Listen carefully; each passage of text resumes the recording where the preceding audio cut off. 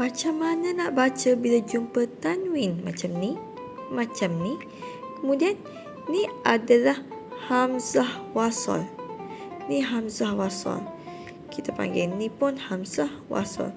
So, macam mana kita nak baca?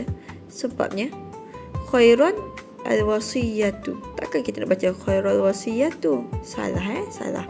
Jadi, cara betul bacaannya adalah khaironil.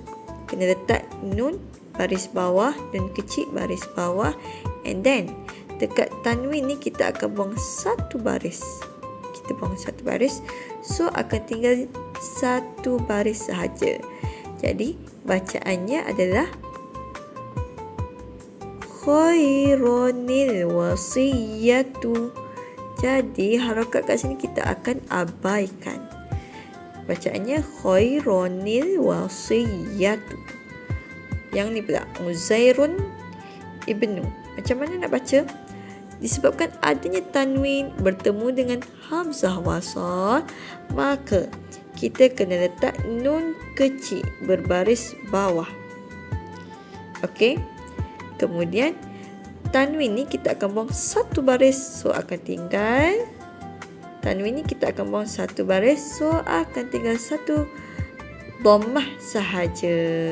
Satu dhammah sahaja. Maka bacaannya adalah Uzairu. Uzairun ibnu. Uzairun ibnu. Dapat? Yang ni